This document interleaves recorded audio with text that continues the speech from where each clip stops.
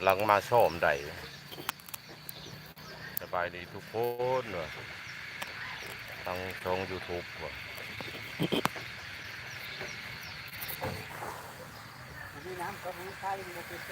มันจะขึ้นอยู่บนห้อมันจะจ่ายเลยกับโบจักบนอะไรลองเบางก่อน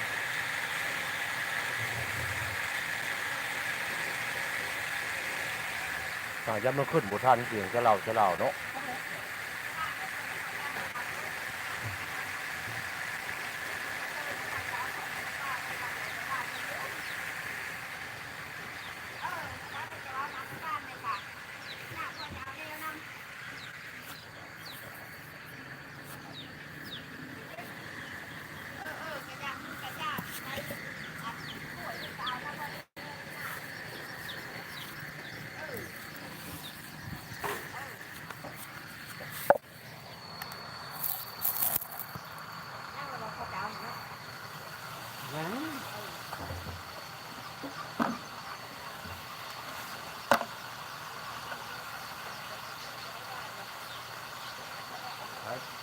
คือมิดเดี๋ยวออกมานี่แหละ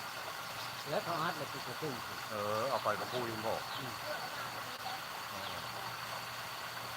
ถ้าผมกันเต็มตัวนั้นแหละยังปิดไปโน่นเลย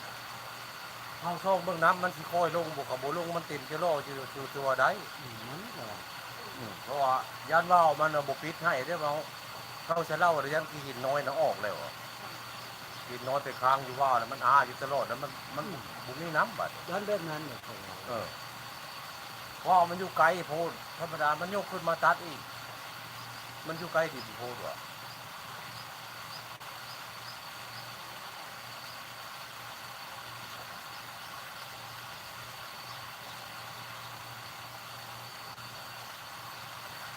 เอาเริ่มตื่นจะพูดนั่นก่อนพูดนั่นมันจะพูดไม่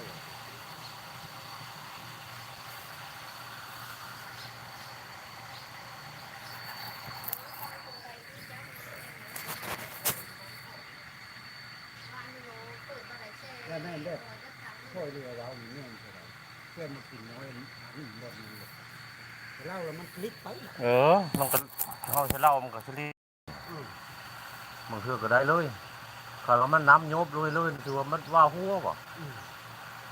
ว่าหาใช่มันจะเดือน6นี่แหละว่าบ่ได้แล้วว่าน่ะใช่ไม่ก็ตามถ้าบางเทื่อมันโชดอยู่โทก็มีเขาโจทย์บ่เน็ตน่ะกล่าวมันบทคุณแล้วอ่ะกล่าวเพื่อเนาะกล่าวบทคุณแล้วเนาะก็อันนั้นคือกันได้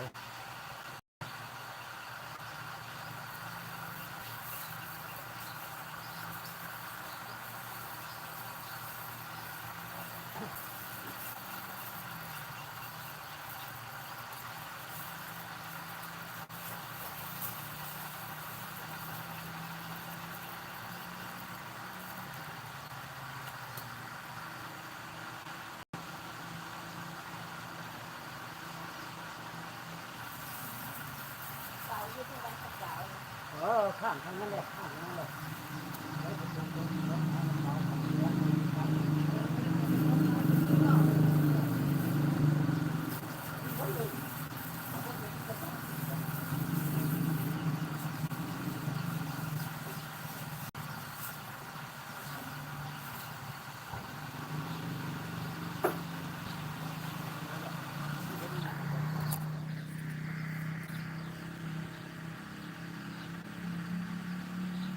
มาซ่อมน้ำสร้างให้ระเบา